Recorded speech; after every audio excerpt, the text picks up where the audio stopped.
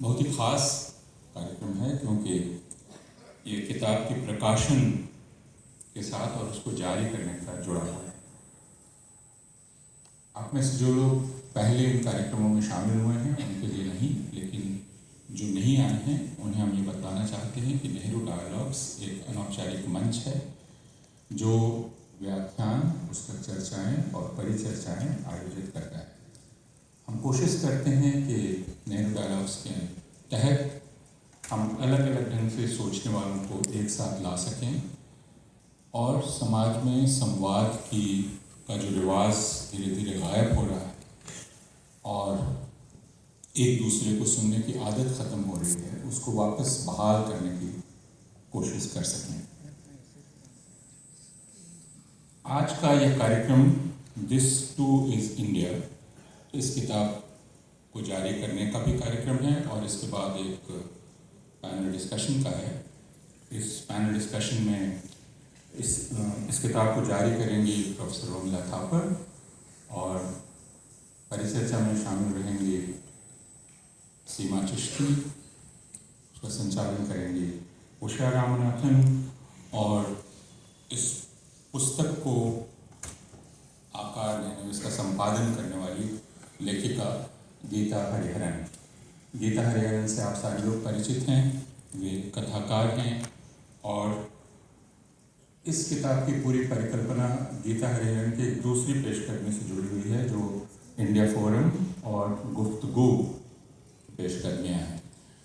और ये पेशकदमियाँ शुरू हुई 2014 के बाद हिंदुस्तान का जो माहौल था उस माहौल की पृष्ठभूमि में, जिसमें कोशिश ये थी कि हम सांस्कृतिक राजनीति को समझ सकें, जो सांस्कृतिक राजनीति भारत में हो रही है, और हम अलग अलग क्षेत्र के अलग अलग लोगों से बातचीत का सिलसिला जारी रख सकें। इस किताब के बारे में ज़्यादा आगे खुद गीता हरिहरन बतलाएंगे। चर्चा में शामिल हैं सीमा चिश्ती जो पत्रकार हैं, लेखिका हैं, वायर की संपादक हैं, उषा रामनाथन जो कानून के विशेषज्ञ हैं और जिन्होंने गरीबी और ख़ासकर हम जिस रूप में उषा रामनाथन को ज़्यादा जानते हैं वो यह है कि पहली बार उन्होंने भारत को आधार के ख़तरों से परिचित कराया था। और जिस वक्त उषा बोल रही थी तब लगभग वो अकेली थी और अब बहुत सारे लोग उन खतरों को महसूस कर रहे हैं, हालांकि हम सब उसकी गिरफ्त में आ चुके हैं क्योंकि हमने उतनी दृढ़ता के साथ, जिस दृढ़ता के साथ उषा रामनाथन उसकी चर्चा कर रही थी, हमने उसकी गंभीरता को समझा नहीं। तो मैं आप सबका स्वागत करता हूँ, आपसे अनुरोध करता हूँ कि आपके पास ये जो मशीन है इसमें सेटिंग में एक तरीका है एयरप्लेन मोड में डालने का। आप कृपया फ़ोन को शांत कर लें और पूरी चर्चा तक मैं अनुरोध करता हूँ प्रोफेसर रोमिला थापर, गीता हरिहरन, सीमा चिश्ती और उषा रामनाथन से कि वे कृपया मंच पर आए। और मैं अनुरोध करता हूँ कार्तिका से कि वे आएँ और वेस्टलैंड बुक्स की तरफ से अपनी बात रखें। तो please.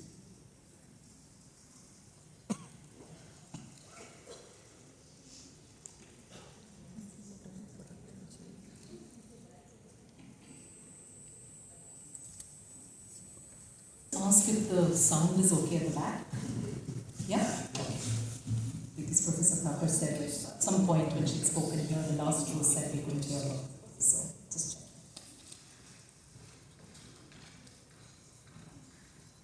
Okay? Good evening, everyone, and welcome.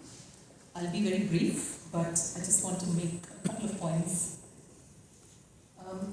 In 2016, when at Westland we thought of creating an imprint that would be political at its core, politics that many in my generation once thought of as inviolable, almost inevitable, the winds were blowing in a very different direction. I, like many others I knew, held on to the notion that it was a temporary shift, that we would somehow find our way back to peaceable development and to stability. But of course we were wrong. What has been done cannot be undone, and a simple course correction is not how any future change would have to be thought of. But back then, we hoped. And as we were thinking of what to call this new publishing imprint we were planning, we knew that everything we hoped to do had to be done well and with some degree of idealism, but also pragmatism. And so we knew that if we wanted to publish writers who had stories to tell that might rub some people the wrong way, we would strategize, we would have to plan carefully, we would have to publicize carefully. We would also have to do the necessary legal reads that would ensure some degree of safety to our writers and to us. And in doing all of this, we knew we could not compromise on what these writers had to say and how they had to say it. Fiction, non-fiction, poetry, we hoped that all of this would be published in context, which is this imprint that we now have. And today the publication of this book is particularly and deeply satisfying because it is exactly this: interventions and discussions on democracy, dissent, diversity, that we had set out to hope to achieve with our books. So thank you, Githa. Thank you to everyone who has contributed to this book, and especially to Professor Romila Thapar. It means a great deal to us to have her here and be part of this event.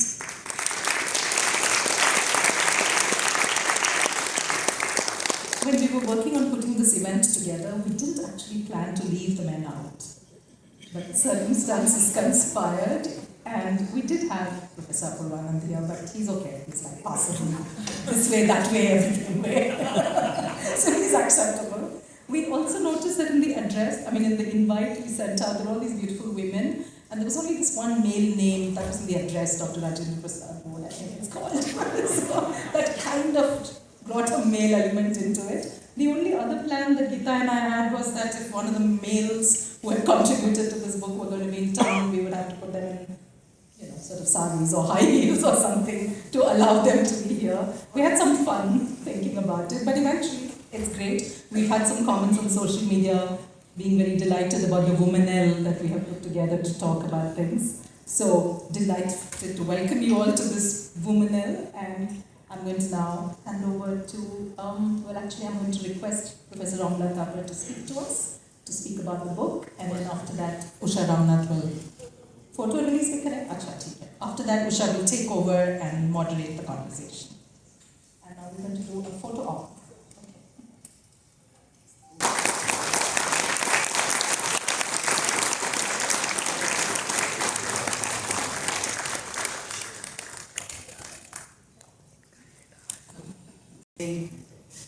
That I am utterly delighted to be here this evening, and utterly delighted to be here for this particular function. When you see a baby and then you see the baby becoming an adolescent, not quite an adult, but sometimes even an adult, you say, oh my goodness, how it's grown, how he's grown, how she's grown. And when I look at this book, I think that was an idea that we had over cups of tea. And it's now a book, so it's grown. And like that little baby, I don't know whether it's an adolescent or an adult, but it's grown. And I'm just utterly delighted to be here to see, witness and present to you this growth. And it all began in, 2015? 14.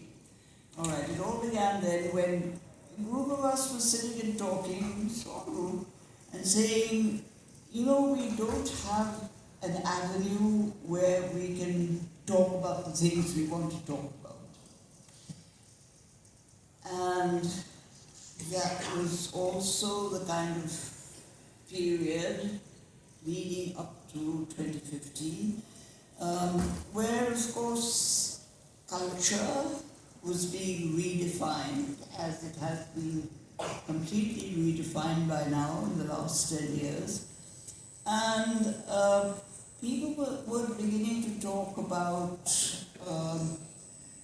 what does it mean, what does it intend, how do we react to it? And that how do we react to it and how do we express ourselves was what conditioned the cups of tea that we drank that evening. And now you can all see how some of us at least reacted to it. So it's really a very special occasion for me. The gathering dwindled down from a large gathering to 4 or 5 people. And the two most vocal people were Githa and Sachidanand. And we all sat around saying yes, no, as we raised issues about what was to be done. And the urgency and the fear that we felt was developing at that time was really what pushed us into acting firmly and strongly and making something of a tea time conversation. Within the larger audience, the historians among us were wanting to assert the right to interpret history as they thought correctly. And I will say a little bit about this, although it may bore you, because everyday people these days are talking about the professional historian and the academic historian who cannot talk to the popular public. This is really unbelievable that anybody should say this, because the point is that we spend all our lives talking to the public and telling the public that this is what a particular event in history is all about. And we're still told, oh, you're not talking to the public. Okay, we'll continue to talk. So the historians of the group said, we want the right to interpret history, provided we are interpreting it not as our fantasy, but using what historians like to call the historical method. What is the historical method? I remember giving a talk once in Bangalore at the Institute of Science to a large bunch of students. And when I talked about the historical method, a hand went up. They said, we know all about the scientific method. That's established. What is historical method? That doesn't exist. So I had to explain that historians also use a method. The method is that of collecting reliable data, understanding the reliability of the data, understanding the data, making causal connections that are based on rationality and logic, and then deriving generalizations which are testable and which can be thrown away if they do not meet the requirements of proving that they are correct. So it's not anybody's history, whether the person is left, right, or center, or anything. It is the method which determines the kind of history that you are seeking to write. And this is what we, in this little group, were very determined to try and establish, that we have the right to write that kind of history. And when new data, new questions come in, there are new readings, obviously. But always with the proviso that the readings are based on methodological surety. They're not just fantasies, mythologies, pipe dreams that all of us have and would like to have about the kind of society we might once have had in the past.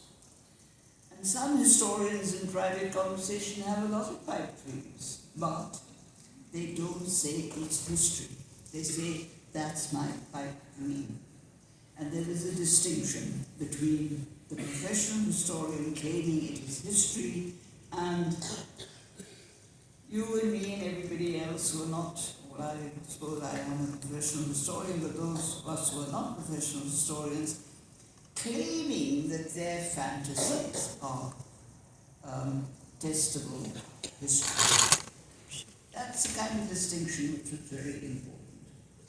And this distinction and this right to assert what we wish to write was something that was becoming very strong because the social media was picking it up and twisting it and turning it in different ways. And this is something that, maybe someone should organize a really big meeting on, which is the social media and its effect on the intellectual life of society. We don't give it enough attention. It can be quite devastating, and I think we have to think about it much, much more seriously, especially now that we've got this spectre of artificial intelligence facing us. We're not really quite sure where we're going or what's going to happen. Anyway, we were anxious as a group of historians, non-historians, and others who were writing and thinking about these things, having decided to call ourselves the Indian Cultural Forum, we decided that we were going to assert as strongly as possible our plural heritage, because that was the one thing that was under serious attack, and we were not going to stand for it. And so that was one of the issues that we did take up. And we were not going to allow our thinking to be determined every time. Every explanation that you search for is not to be determined only by religious causation. That's the way we have gone, and that's the way we seem to be at the moment. And this is again something that we have to think about very carefully, that do we allow this to continue, or do we resist it, or do we dissent from it, and do we present an alternative, which is really the important issue. In previous times, since 1947, we have demanded this freedom of expression from authorities and governments of that period, prior to that period and also after that period, after 47. And given the kind of society we were and have been in the last 75 years, this was not available to everybody, but it was available to quite a few. And that is a substantial difference between then and a situation in which it is not available to practically anybody. We did have the period of the emergency that should have taught us that these are issues on which we have to be very thoughtful and very careful in our attitudes. But it was the freedom of expression that we continue to reiterate, as some of us are still trying to reiterate, and we were assisted by this, by many discussions online, and this is where the Indian Cultural Forum played an important role. The discussions, even through the COVID period, were online, therefore there were discussions. It was possible to have them. It was possible to keep a conversation going, and that keeping a conversation going is ultimately very, very substantial and very important to the conversation. The discussions that we had online ranged over a lively coverage of subjects, and among the early ones started with an article that Githa had been writing and thinking about.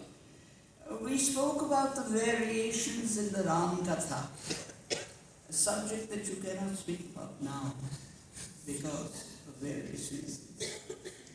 And among the early variations were the ones right through the subcontinent, and then you get the very interesting ones from Southeast Asia. And what were these variations? Quite substantial. The Buddhist Jatakas, for example, have one Jataka in which Ram and Sita are brother and sister. They're siblings. Now this puts a very different turn on the story from the Valmiki version. And one must be aware of the fact that there were people who thought of alternatives, even in those early periods. We think we're very smart because we're thinking of alternatives. that this had been going on right through history.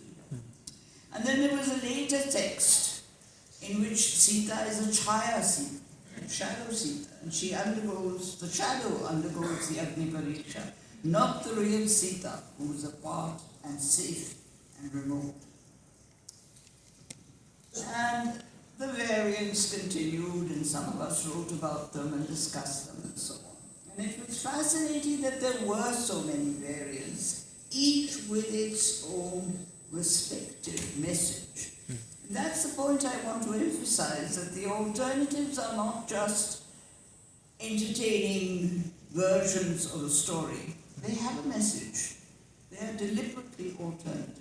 They have a message, and we have to go beyond just saying, oh, how interesting that this is very different from that, and say, what is the message? Why is there this difference?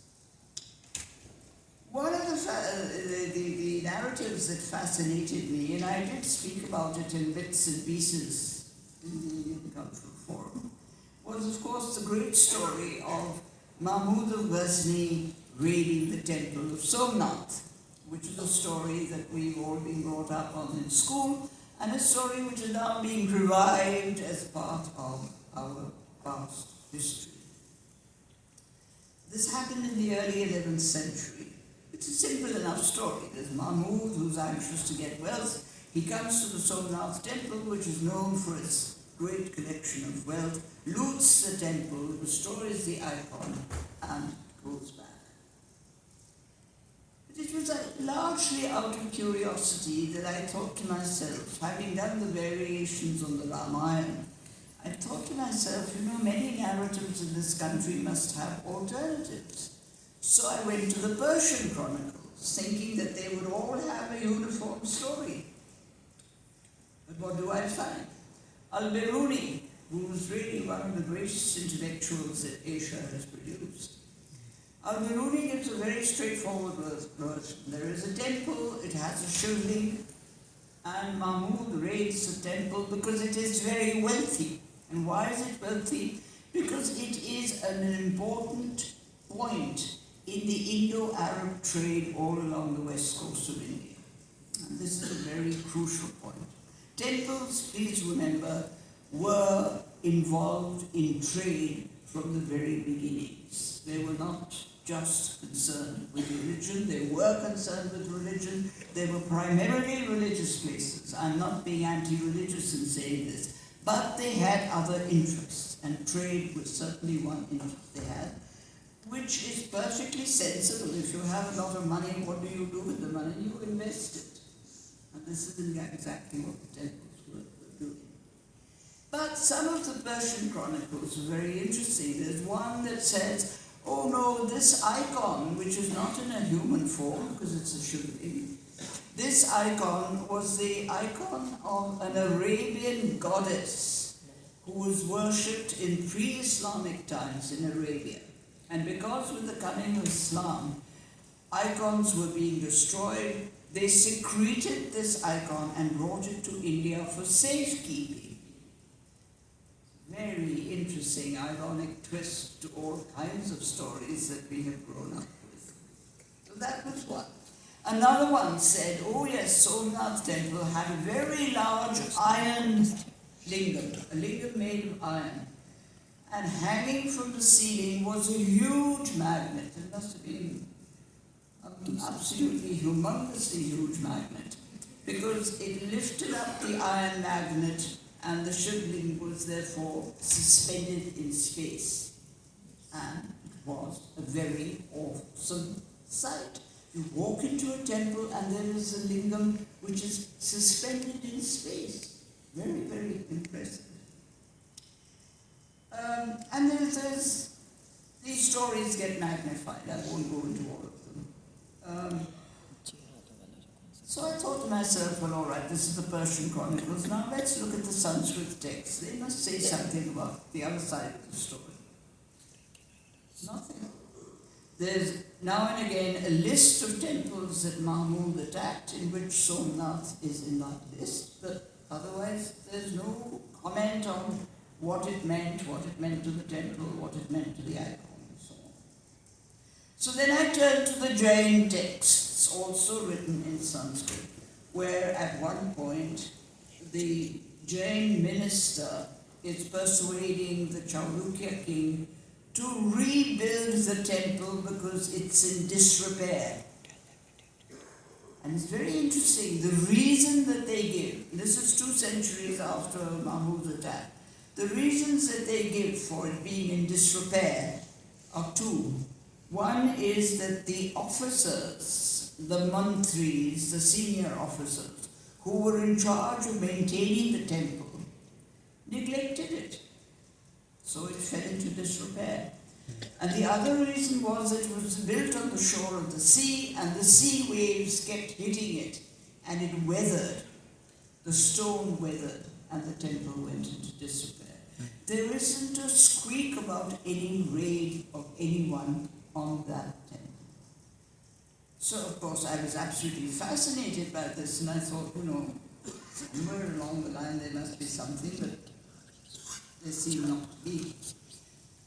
And then, very interestingly, in the 13th century, you have a Sanskrit inscription, a bilingual Sanskrit-Arabic inscription, of a sea captain who comes from Iran with a load of cargo to be traded, and who asks the administration of Somnath, which is an entirely Hindu administration, the names are all listed, could they please grant him a patch of land because he wanted to build a mosque for the sailors and the traders that kept coming on these ships from the Persian Gulf and from Iran and from Yemen and places like that, and who needed a place of worship. And the administration then said, yes, fine, we'll give you this patch of land. They give him a patch of land, and part of it is part of the estates of the Somnath temple. Now, all right, so I went on, and I'm not going to give you the whole summary of the book. There's the whole oral tradition of a supposed nephew of Mahmud and so on. Fascinating, absolutely fascinating. And I was sitting there and saying, but when does the story about the Hindu trauma come in?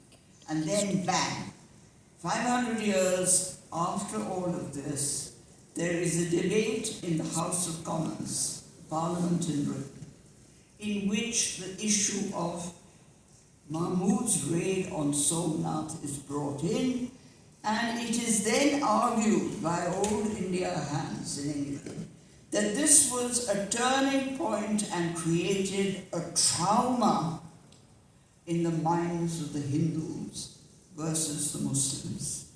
And then the whole theory of the trauma started. The devastating raid where he destroyed all kinds of things and so on. He incidentally also did destroy a mosque built by the Shia Muslims in, I think it was Multan. So, it's not just the rich Hindu temples he's after other things too. But anyway, this whole business of the story begins with this debate in the House of Commons. Now, I'll leave you with that because I think it's important again to underline this question of alternative descriptions and alternative readings, and to then move on and discuss to what extent are these alternatives dissenting views. Dissent doesn't always have to be written neatly in a book marked dissent. Dissent can be expressed in all kinds of ways, and I would argue that these alternative versions are in part dissent. And this is the kind of problem that we historians face, and I'm saying this deliberately because it's not easy to always separate the fantasy of a historian from the fantasy of a community. And we have to be very careful to make that separation all the time.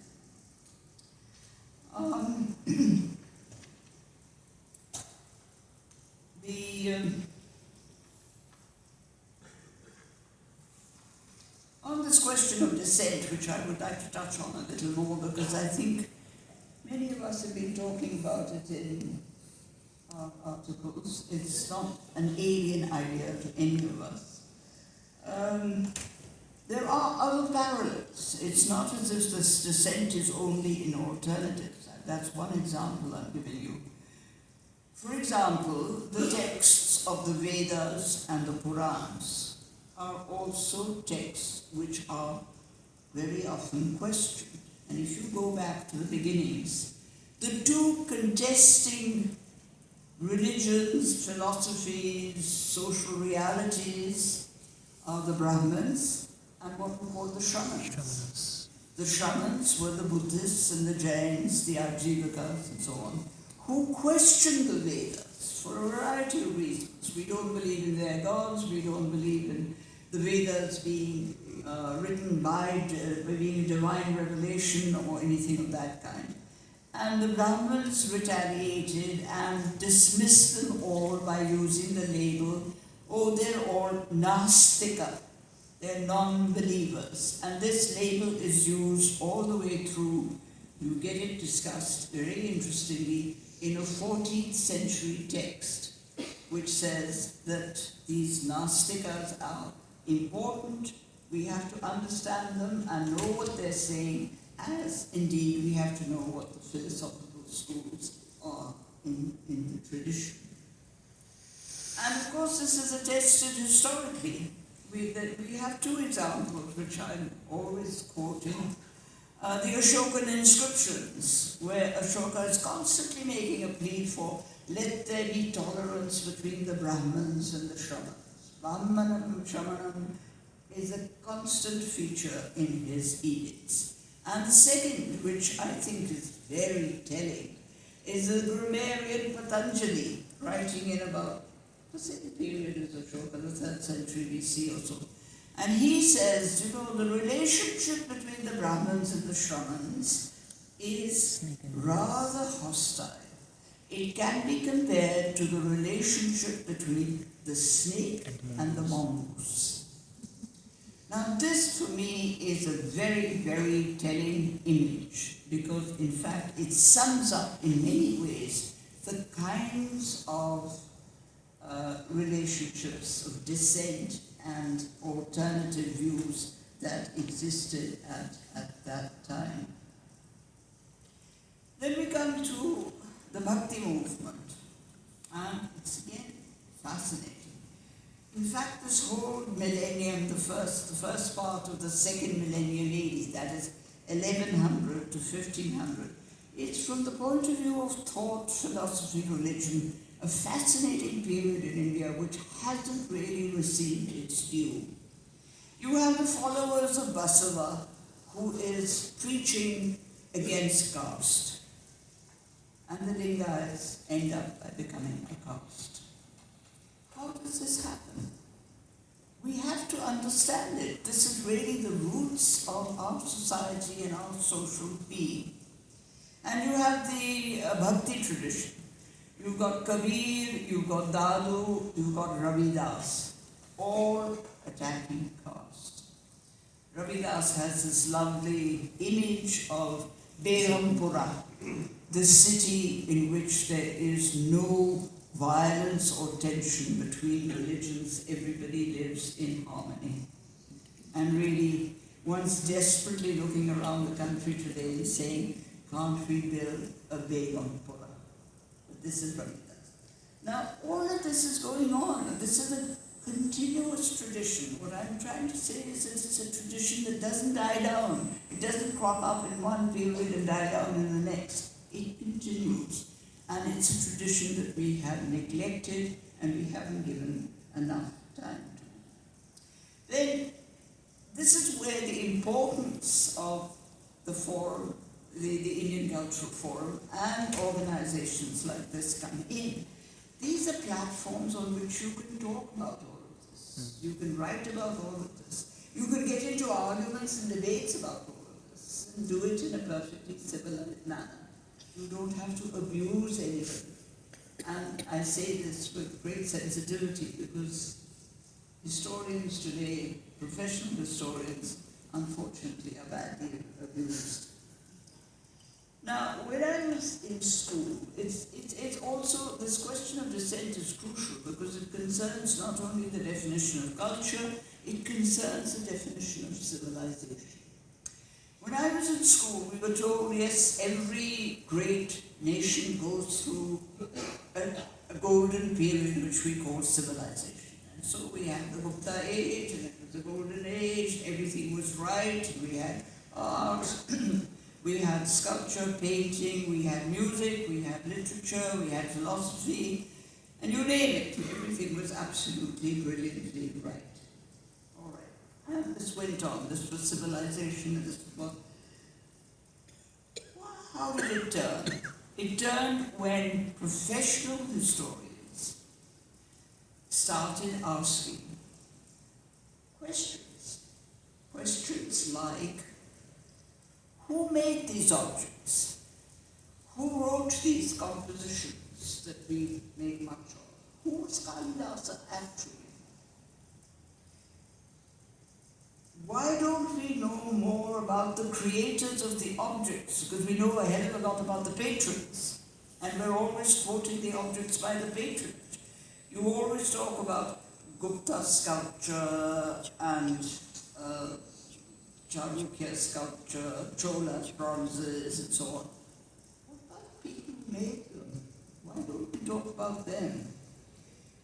And so it's really a question of the creators of culture that we have to be more knowledgeable about.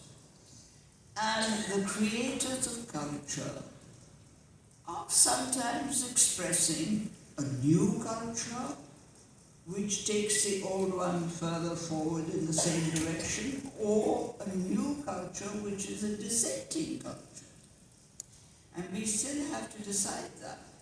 Which styles in art are styles extending a certain tradition, and which of them are styles which are saying, let's look at it a little differently and not do it this way, but do it that way. So, what about the artisans and the craftsmen?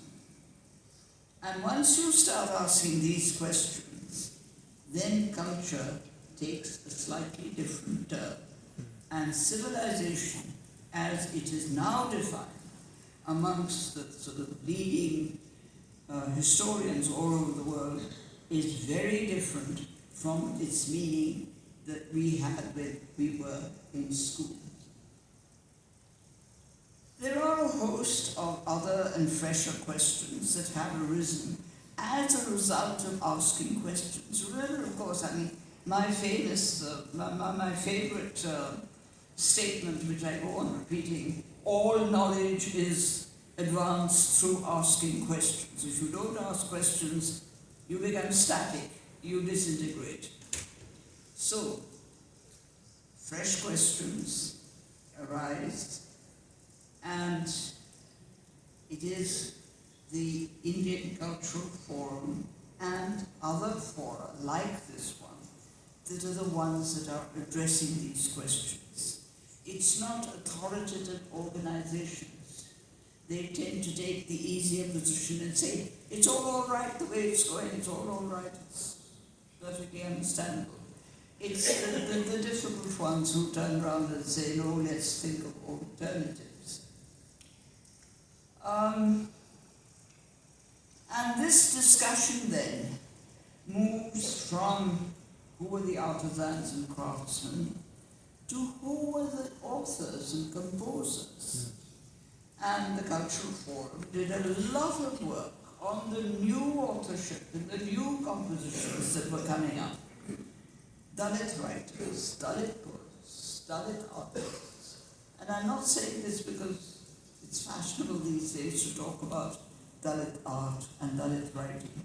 But there is a different point of view, and it's necessary for everybody that is trying to understand culture to understand that point of view as well, and relate it to the kind of society that produces that point of view. This is, I think, extremely important.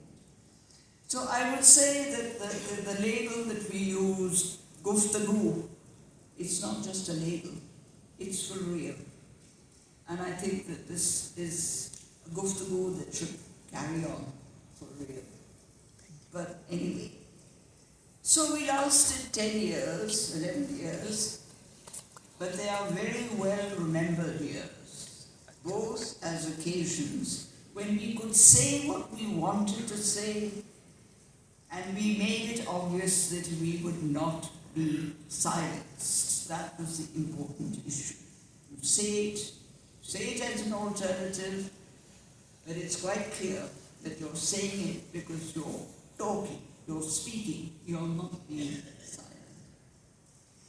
And the mainspring of something like the Indian Cultural Forum was that we asked these questions about creation and creativity.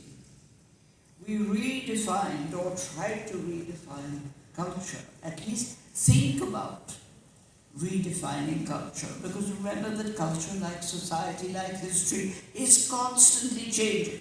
It's not static. It does change, it has to change. Whether you're doing it offline or you're doing it online, somewhere, somehow. And the fundamental thrust of the thinking is that silence is not what we live for. Thank you.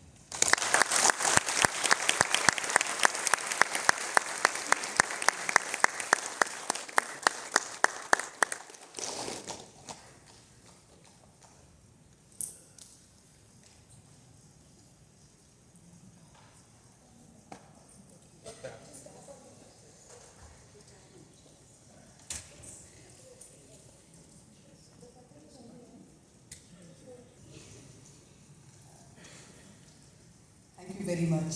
This is a time when we need people who can keep us thinking and give us the value of ideas. It's, especially as a law person, I can tell you that we struggled to understand when ideas came and what they meant, when even a word like citizenship.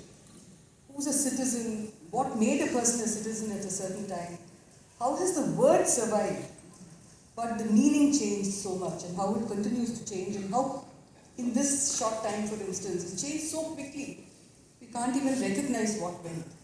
So to have you tell us how hard we need to work to trace an idea and to keep it in our minds, it's both reassuring that you did it and scary that we have to continue doing it. So thank you very much. Oh yeah, it is. You've done it, so you don't see it as scary. In a sense, it's just that it gets confusing so fast. And that, I think, is what, I have to say that when I read the book, when I read the conversations, I found myself, quite honestly, envy deepening as I read every person and the conversation that we had with them. Partly because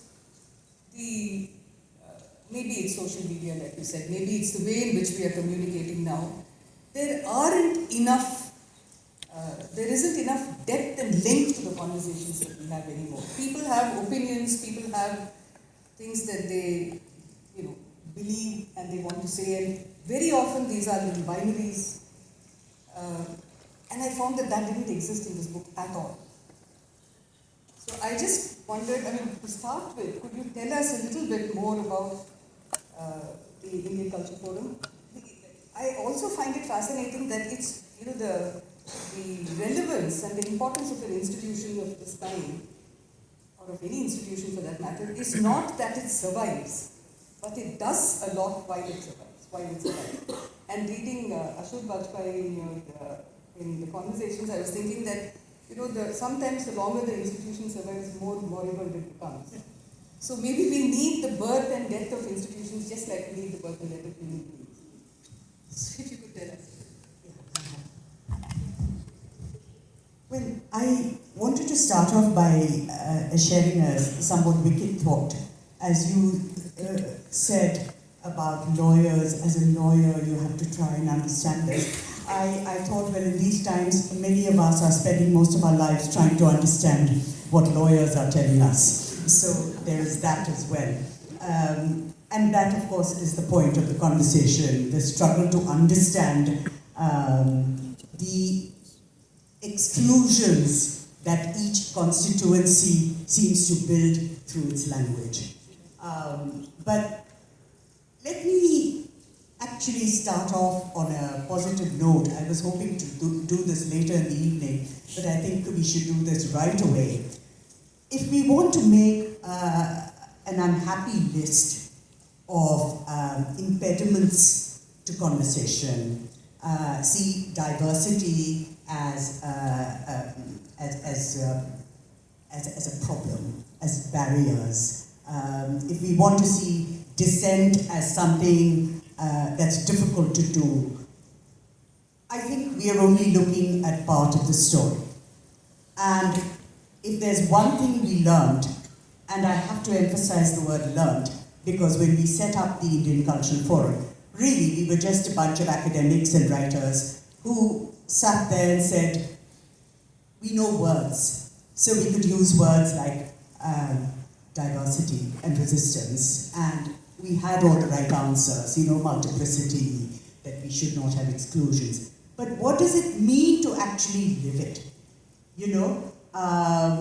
Even those of us who think we are engaged citizens find it pretty difficult to negotiate, say, a multilingual India, leave alone all the rest, all the other areas of diversity. So I think what astonished us was not just this large stage that diversity is, not just with all its amazing riches and variety, but also its collusions, its collisions, its demand for unhappy and sometimes happy transactions. So we saw diversity in all this variety, but still, with all our ignorance, starting with how we were going to deal with translations, how we were going to deal with this wide variety of constituencies. Everybody, Gandhians, various shades of the left, various shades of liberals, everybody but those who thought and think that lynching or beating up or hounding or trolling is an argument, or that the rishis invented the Concord. So except for those people, we had everybody on board, and that is not an easy thing to do. My one example is that there we were, Innocence, we set up October 1st, 2015. We launched these two sites. Of course, we knew nothing about sites. A lot of technical friends backstage, many of whom are in the audience, helped us with that. And 4 days later, Nayanthara Sehgal returned her award. Now, we were learning on the job. I don't know if many of you have tried to achieve consensus among writers or academics. Academics at least have a meeting to reach a consensus, but writers don't.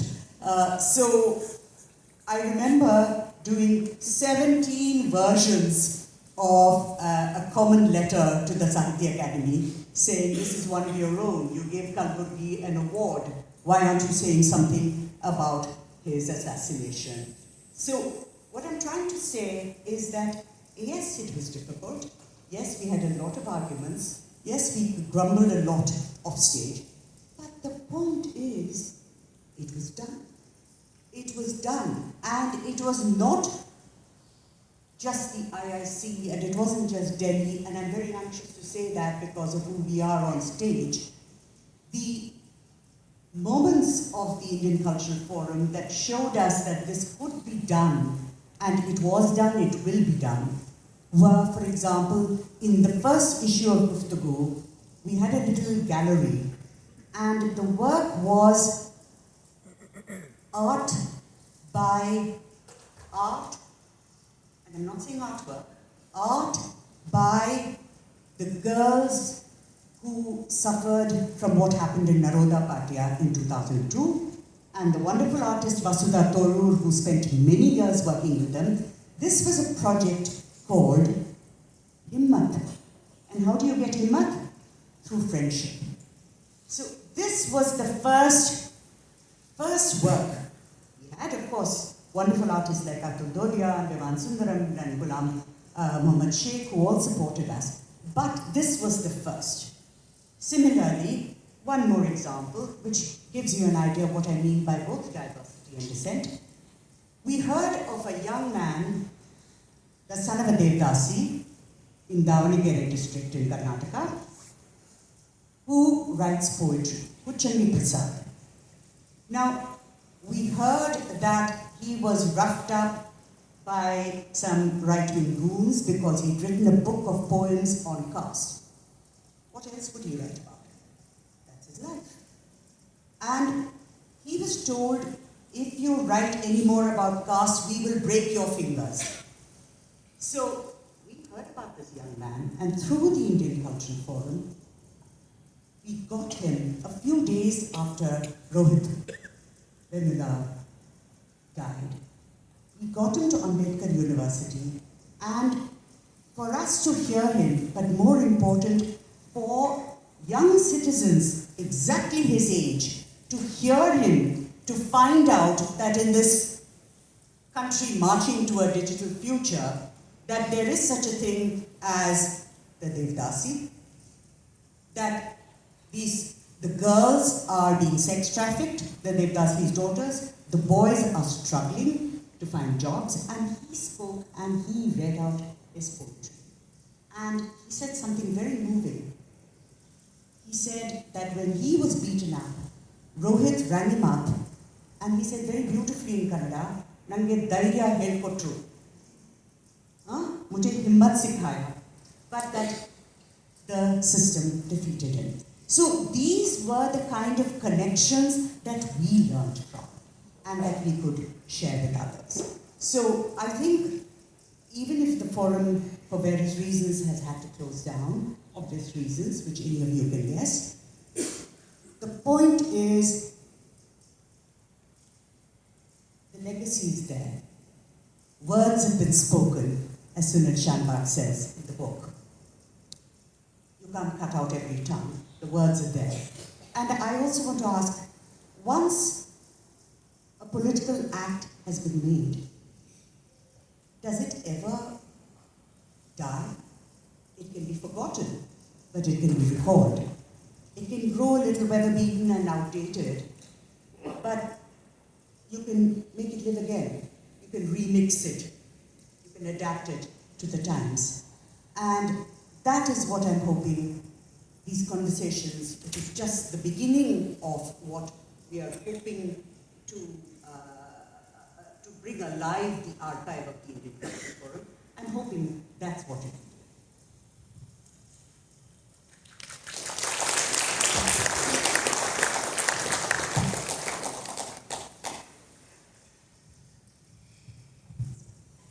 I just want to ask a question to move on. This is a conversation, Seema, so don't wait.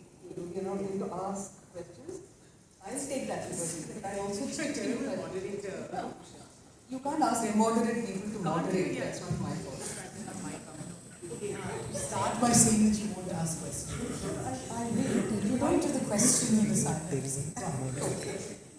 See, I've had a problem with one thing for a long time now. It is that every time we speak, we call it dissent. But in my understanding, in a representative democracy, parliamentary democracy, where we vote and people go to parliament, people speak. And it is for people who are representatives to listen and then do whatever they are doing. And we keep telling them what they need to do. Somewhere, I don't know, maybe it's just something going in my head all the time. But I just wonder why we call it freedom of speech, but every time we speak, we call it dissent. Why? Yeah. No, so this is something, I want to start with some dissent. And on a slightly, not an argumentative note, but I have a question. The fact that this book is called This Too Is India, and my question is Karthika and to you, that maybe this has got one word which is a bit excessive. This is India. So, which is a very important problem that you said, which those of us who are in the information space and looking at how arguments are framed or the whole debate is framed, the minute you do that you're the dissenters, so there is this thing which is the accepted mainstream, and the rest of you lot are dissenters. So I think the time, because we're particularly facing a severe crisis in 11 years, in the whole reshaping of the common sense of what it is to be an Indian, what Indian democracy is about, how equal are all citizens, that this is actually India. I mean, what is India but for its diversity, for its numerous collisions, as you said, for its conversations, for its coming together? If you didn't have this, we would just be another boring, surly, ethno-religious country like, the ones in Europe in the 30s or the ones that the RSS wanted in 1925. So I think the promise of India in 1950, we would do more justice to if we, as you said, foregrounded ourselves as the freedom of expression, speech. We do what all citizens do and just speak, instead of framing ourselves as dissent. So you immediately concede this whole thing that we're some sort of third way, we're some sort of, dude, if you're the third way, then there's no way you're ever going to, be what is the essence of India. You kind of lose sense of that, which means that we perhaps bought into the idea that there is one accepted sort of, the one right way of saying things, and the rest of us are, we're doing a little item number of dissent. And so I think that's a very important question of why we do that. I think we do that because the tsunami of what is upon us by way of a combination of mainstream media, or you might want to call it big media, which is a more appropriate word, mainstream is wrong. Big media, WhatsApp messages, our absolutely rooted conservative ideas that have stepped out of the bottle now, school syllabi, ASI plaques, everything is kind of conspiring to push us into a direction where you're actually looking at a reframing of the whole who is an Indian question. And those strands were always there in India, the seeds were always there, even as, the Indian flag was being unfurled and the Republic was being declared. The main NGO that supports the government today did not accept the tribunal till 2002. We didn't realize the gravity of that till that particular NGO is upon us and it's upon our heads and deciding everything. So I think we kind of ignored all these, the whole conservative hold on the Indian nation, and we ignored the huge exercise of modernity that 1950 was. The completely radical business of rendering equality, fraternity, justice, as the preamble, why it was so important. Because we just took it so much for granted at that time that we are now busy kind of defining ourselves as the dissent thing. So, short answer being that I think we make a mistake. It's understandable why we do that, because we feel overwhelmed by this tsunami, this bubble that we are in that pushes us into thinking that we're the exceptions. But I think it's important to somehow slowly shift the window into being the mainstream of what it is. I just want to say there is no us. There is no we. There is a struggle to, this is, I think it's a kind of romanticizing. If you just look at the conversations here, for example, there is an astonishing one, which certainly we and us, not one person in this room, including me, would know about, which is a Dalit epic poem called Gabilam, which means bat, which is a response to Kalidasa's Meghdut. Now, we're talking as if some of us, because we're such good guys, have been walking the same path hand in hand. It's not true. The whole point of saying conversations, and this too is India, is to create a troubled kind of concept. Now, this particular epic was written by a Telugu poet called Gurram Joshua. And this was during the freedom struggle. So I need to tell you a little bit about this so that we can move the discussion from our usual kind of semi-academic, semi-activist language to the textual, because we can learn from it. So here is a bat, which is considered inauspicious, of course, which is why he chooses it rather than the swan. The bat is hanging upside down in Dalit's in the hovel of a Dalit, and the Dalit is telling him his story.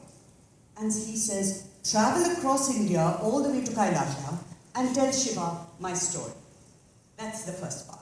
In the second part, the bat travels and you see this extraordinary country of riches, so your goody-good diversity, the languages, the literature, everything.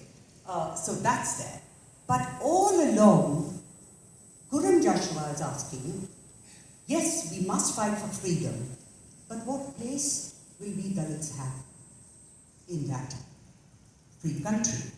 So now when you hear a question like that and you think of where we are now all these years later despite constitutional promises, and it's not a question of everybody living together and walking hand in hand, because annihilating caste clearly means tremendous upheaval that will affect all of us and will change this world as we know it.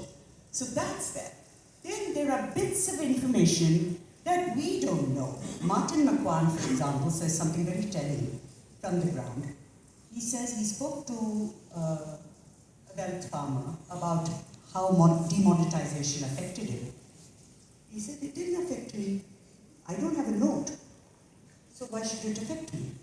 Now, these are timely reminders. So these are not just smart, sentences. But what I'm saying is, let not the we that we want so much, that we yearn for so much, fool us into thinking that there is almost homogeneous. I think, if I may, Usha, I think that the beauty of the book is that it deals with the imperfections of what was before 2014. And that's so important. So no one is sort of saying that we were in some, heaven and, we ate a fruit and dropped into this imperfect situation after 2014. But I think you grapple with it with full knowing, I think, the things you mentioned. And in fact, as a sidelight, I find the story that you narrated about the Karnataka thing, about the cutting of the fingers, like just so how much history and epics never leave you. I mean, he's doing this Ekalavya to himself, he's being told that you write anything about caste or cut your fingers. Anyway, so what I'm saying is that you do deal with the imperfections, you take them head on, because it's not as if things were perfect earlier, but we shared the fact of having a horizon, this sort of, wo subha kabhi to aayegi paradigm. That was so important. So no one is saying this is not a Darta Ujala, no one is saying that it was all beautiful and, it was like some perfect thing that we walked into this thing. But at least, there was a hypocrisy which is to be respected. There was this thing that we aspire to be equal. There was a constitutional promise that, and I think that's so important, because we're actually standing at a point where we are probably negotiating through small acts like the EWS, etc. Promises where, hold on, we may not all be equal at all, and the whole idea of equality is actually being undone. I mean, are we all equal even by virtue of how the courts rule, how the system behaves, how the police behaves, how the bureaucracy behaves? So I'm not saying that we have to have an idealized idea of what was before, but we should be very clear in understanding what the difference is. Why is 2014, 2015 a mark? Because when you give up on the shared horizon, you give up on the hypocrisy, and you say, no mate, we're not talking about equality for all. We believe that this nation belongs to some people who are more equal than the other. So I think that is what you recognize through this, while not losing sight of the broken pieces, the unfulfilled promises, and the injustices of the past. So I don't romanticize the we, and in that sense, we the people I believe in, but I don't romanticize that, we're all like, it's all been okay and no one has ever socked anybody on the jaw. But I think it's important to retain perspective on what is it that comprises the difference from 2014 to what was India before. Hence, this is India.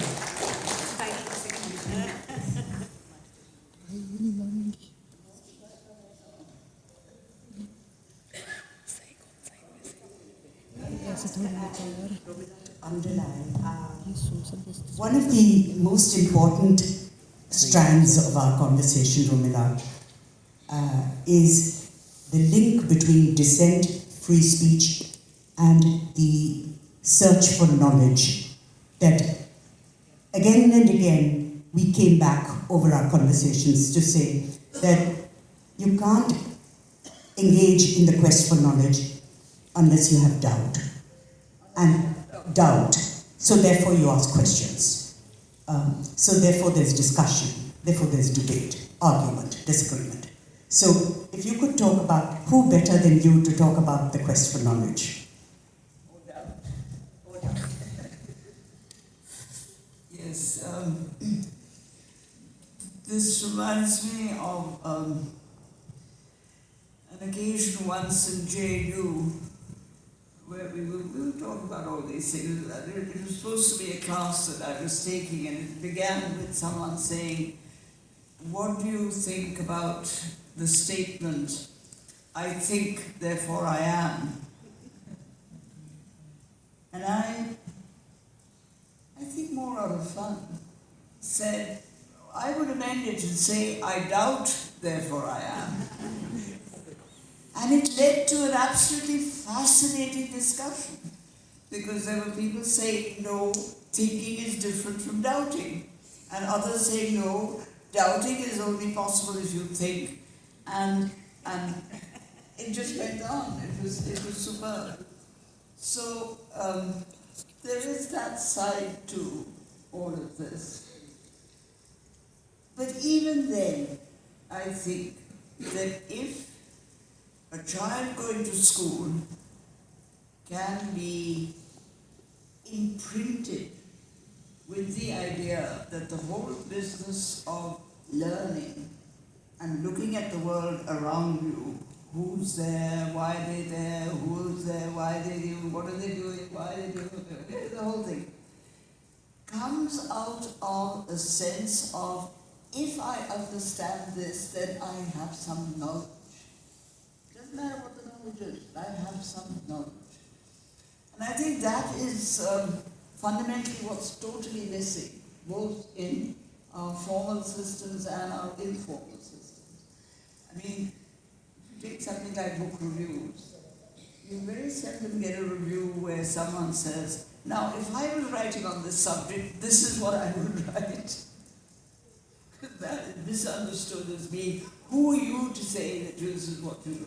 But on the other hand, what you're really doing is saying there is another point of view. And in a sense, what I was trying to underline when I kept talking about alternatives is, again, my perfection may be your seeing it as imperfection. That in itself is not what is critical. What is critical is that you and I go on talking about it. And I explain why I think it's perfection, and you explain why my reading of it is imperfection. Because in that way, we may either part as, oh, now we're not going to talk to you forever, I'm not going to ever talk to you again, kind of thing. Or we may part saying, well, I will reconsider. And you may say, I will also reconsider. And I am coming to the conclusion now that a lot of this reconsideration is important to pushing things forward. You can't just say, this is how it was, this is how it's always going to be. That's static. But if you say, this is how I think it was, and I'm open to question, then you're really going somewhere. So that's really what I was saying. Actually, while you were speaking this, I was thinking of what you said in your speech about people telling you that we have the scientific method. What's your historical method? And actually, the scientific method is a myth too. Because when you speak to philosophers of science, they tell you that till about 300 years ago, scientists got their science by observing nature. And then they moved it into the laboratory.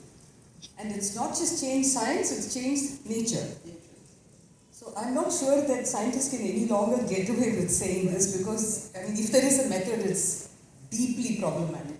So it's not something. But the problem with that argument is that we've all been brought up on the scientific method. Yeah. It's the be-all and end-all of all methods. I hope both of you get into trouble with the scientists in the audience. There's someone I can see. And so all of us are looking for methods in our discipline. And I'm more talking about the historical method. Now, if we give up on these methods, then we really go back to saying, so how do we get on from here? At least the method lets you take a step. It may be the wrong step. You may discover it to be completely wrong. But at least you take that step if you have a method. If you don't have a method, you're stuck. I'm going to nitpick now, but that's, and then I'll stop with that. I have no quarrel with your thing about the method, at least I'm willing to think about it, but the word discipline really scared me. I think that's the one thing that's holding everyone back from thinking, and child psychologists keep telling us, do anything but don't introduce discipline into the schools. Yeah. So leave children without discipline or they'll find it difficult to grow. So, yeah. If you define discipline as method, then it's much easier to take. There is a word for method. There was, one of the things that occurred to me when I was reading this is that every person with whom you've had the conversation are people with whom I can see that there is empathy. You may not agree with everything that's said, and you may not even fully get what they are saying, but you kind of produced it for us to figure out. But there is empathy. And I just, reading it, especially in the times now, I just wondered what it would be like, whether it will be possible to have these conversations with people with whom you don't have it. Whether anyone will be willing to have it, and whether you would want to have it. I mean, I felt like a bit of contest and combativeness would help us take something forward. Because a lot of the time I can't understand, when people are fighting for taking away freedoms, I'm like, hello, you will lose it too. Do you not see it? Eh?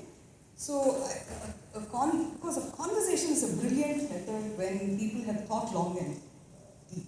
And all the people that you've got in your book are all people who've thought long, who worked hard, who lived deep.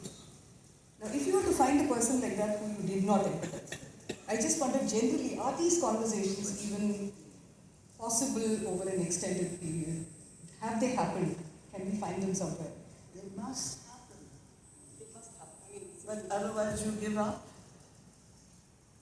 These conversations, for me the importance of a book like this, the importance of the Cultural Forum and other fora of that kind, is that you do what you absolutely have to do. To think, to question, to doubt, all of this, which is not permitted in most places. Also, I'm not sure about empathy. This is a first step where you are trying to understand diversity as it is lived and practiced by writers, by artists, by intellectuals. Before you get to the grand scheme of going and sitting down with somebody from the RSS and discussing, which I have great doubts about. But even here, and this here, if I could just take a few minutes to do my editorial job, because I don't want to leave the impression that this is my book. It's not. Some of the conversations, to just brief one sentence each to give you an idea of how they are actually coming from different vantage points. So Nayanthara Sehgal, for example, says very sharply in her conversation that she is a practicing Hindu. Now that's not a phrase I've heard before, but she says she's a practicing Hindu, and the Hindutva she sees today is not her Hinduism. Now, for many of us, that's important to hear, because we can't go around saying that, because I wouldn't describe myself as a practicing Hindu. I was born into a Hindu family, that's all I'd say. So there's that. And she also talks about the glittering aspiration called India.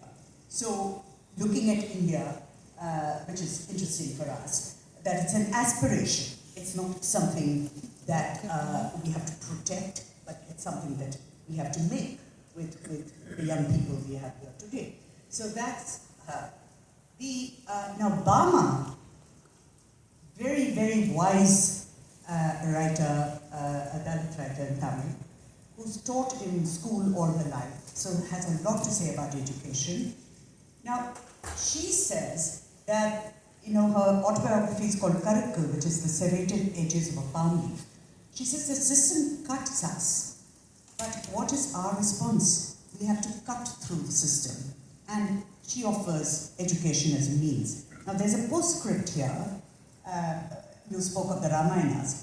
Now, the Delhi University, in its wisdom, decided to drop one of Bama's works called Sangati from its syllabus because, speaking about caste and speaking about the sufferings of Dalit women might hurt the sentiments of the students. I ask you. Clearly, we have our tasks set out for us. So, that is Bama. But what I want to end with is a wonderful metaphor. This is, of course, the fiction writer's method, as opposed to the science method or the historical method. The usefulness of a wonderful literary critic from Karnataka, D.R. Nagaraj, said, tell me your metaphors and I will tell you where your society is. So, Aravind Malagatti, a writer in Kannada, whose work, Dalit Brahmana, people who are made fun of because they use reservations, he said something extraordinary. What is the India he wants? What is the India we should consider fighting for? He says it's an India that we will see with Ambedkar's spectacles. So not a jolly kind of everybody existing side by side harmoniously, because that will not happen, but a place where caste is annihilated. That we see the real India with clear-eyed vision. So Ambedkar's spectacles and Gandhi's walking stick. So while everybody is celebrating independence, the old man is walking with his walking stick where there is trouble. So I think that metaphor is my idea of the conversations we've had and the conversations we hope to have. I'll just do this. So what we do is we just open it up for a few comments. I know that most of you have just perhaps seen the book. You haven't read it yet, but you've heard the conversation. It doesn't have to be a question. If you have a brief comment that you just want to throw into the ring, that will be fine. And then you can't say that. So, and once we are done, we'll just do a quick round here, and then we will wind up so that we can go out and have all our conversations. So anybody with something really smart and intelligent to say? That's a condition.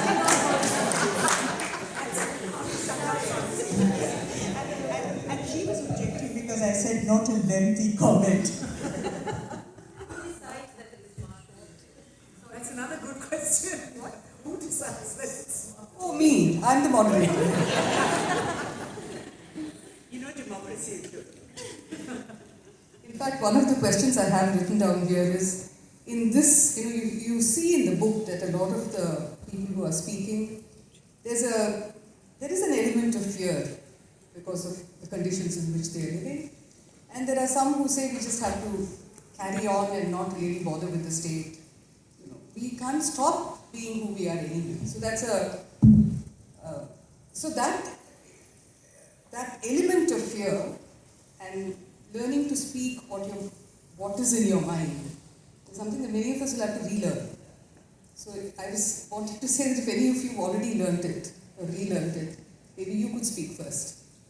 But just any comments, anything that you find. See, the thing is, we do have anthologies, we have books written in various kinds of ways. These conversations are really good when you see them because people have felt what they have written. People have felt what they are experiencing while they are writing it, while they are performing it, while they are writing scripts. When they are thinking of people, you have people from later generations talking about people who, their grandfathers, fathers, whoever. and bringing back something. And each of us, I think, has something that is, at least we should have something that we want to be contested, to be, to be there in the public for us to deal with. We are just dealing with problems and fears and whatever all the time, but there's so much more exciting in life. There's so many more things that are more exciting in life. So I was just thinking I think the order is going. Yes, yeah. It's scientists. Yes, oh my God. Okay. I'm sorry, Romila, I can't stop from asking you this question or making this comment. I was a science student, as you know, going afterwards into engineering. We actually never learned of something called the scientific method. Okay? We never heard of this thing called scientific method. Only when I passed out a lot later, I learned there was something called the scientific method. And what you have discussed or described as the historical method is exactly what has been described as the scientific method. Again, fortunately only by philosophers.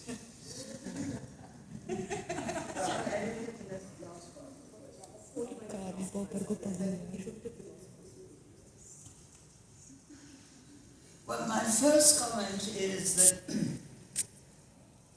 you were a student some time ago.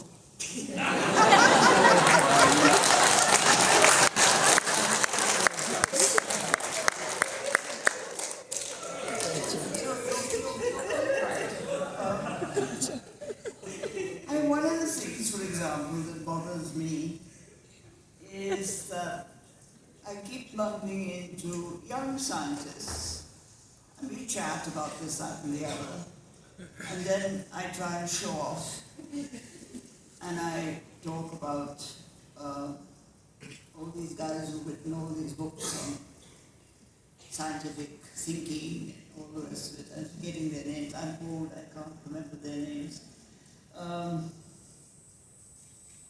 Things like, who's the chap who wrote about the nature of scientific revolutions? I think that this thinking about the theory of a method and the explanation of a method, doesn't matter which subject it is something more recent. And I was not taught anything about the historical methods of our sake. I mean, even when I was doing my PhD on Ashoka in the School of Oriental and African Studies, I was taught it and taken exactly the way in which everybody here had been taken for generations. You read the text, you get the information from the text, and you say, this is what happened.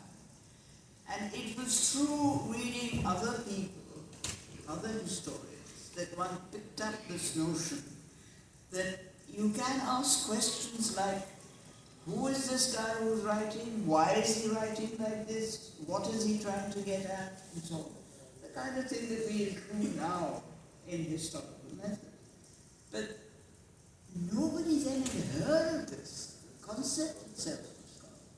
So I think that, you're absolutely right that there is a chain, and in a sense I would say that this business of knowledge advances by asking questions. I would say that one of the major changes, at least in the social sciences, is precisely that we all talk about method now, which we didn't do before. And I think that in part might explain the question that you asked. No, it doesn't. I wasn't asking. Well, the comment. No.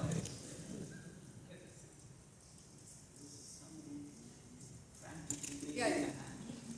Go ahead.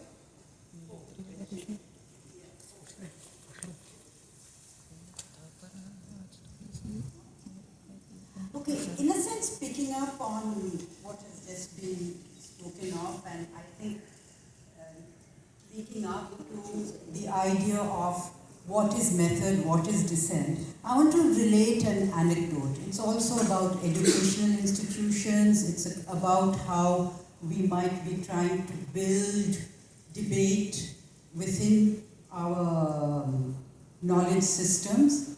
So just about the time when this present regime was coming in which had come in, there was a new course which we had designed for the undergraduates on gender. And we worked hard, we designed the course, and then it went to something called the Standing Committee. The Standing Committee was filled with natural scientists. And they said, the first topic in the course which we listed was concepts of gender. They said, what rubbish is this? Whose concept? Tell us, X's concept or Y's concept? So the idea was that you have to fix this rather than leave this plurality to be discussed by these undergraduate students. And what they were also saying is that this is you fuzzy sociologists, social scientists, you all have no idea of what a concept is. So I think there is actually something which has built up over time, especially in our educational institutions, where the idea of fixity which comes, not fixity, but the idea of a unilinear method through which you will have growth of knowledge rather than just fluff is something which this regime has also pushed because it helps to control dissent. And it is, in a sense, about debate, about doubt, plurality of concepts.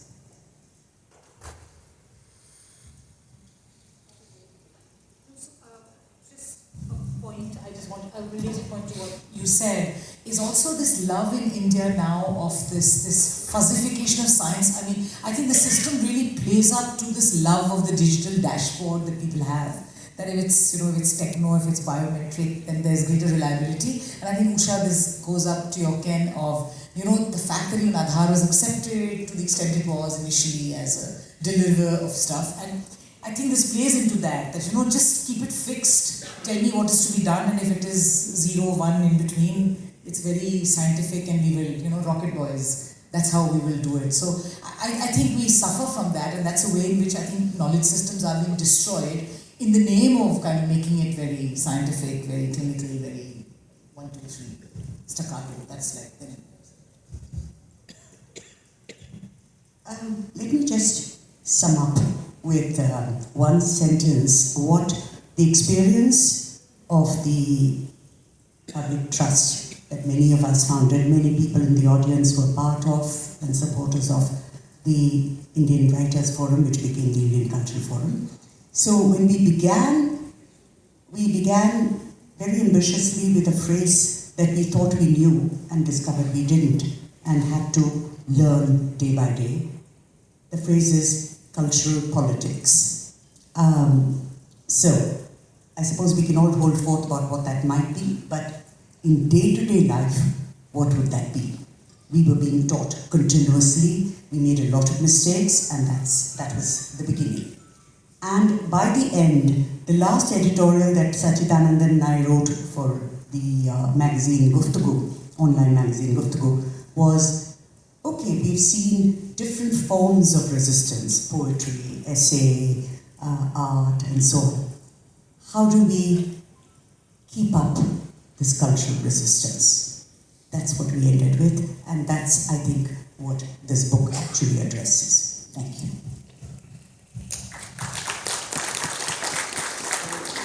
Since I have the privilege of winding up and bringing it to a close, I'll have my two-penny worth before I stop. Because the UID has been mentioned too many times, you can't expect me to restrain myself. So I just want to say this, that in 2010, there was a document that was produced on how a project of this kind, where people have to go and give their fingerprint and their iris, how will you even roll it out among people?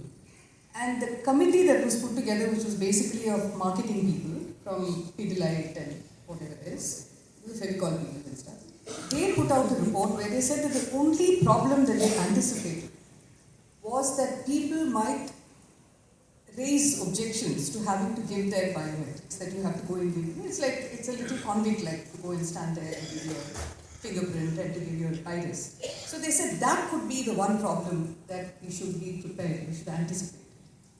It never came to pass.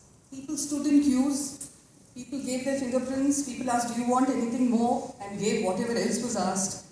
And it kind of takes you back to Rousseau where he says, that, and the line of this that I really love the most, which is that it is not the duty of a citizen, obedience is not the duty of a citizen. And I think why that comes together with your book is because these are all people who've lived their own lives, which is also why I raised the question on why dissent, why not speech. Because each of them has spoken, each of them has found a way to engage with the world around them. And it's not just engaging with with a method of doing things alone, but using the method to produce various ways of thinking. And I think that was one of the problems that you highlighted in your conversation, where you say that the educational system doesn't seem to produce the ability to think. And we call it passive learning, and we're constantly telling students, you don't listen to me and take it in. You listen to me so that you know what you're confronted with. And that, honestly, I didn't expect so much. But then, you've got a list of 20 people in just this one volume. They are fabulous people. And I must confess that I've fallen in love many times reading this book. If not with the text, certainly with the people who helped produce that text. So I suggest for those of you who feel loveless or who know how to love, please read the book. And yes, we do need publishers, especially brave publishers, who will actually publish some of us multinationals. So please.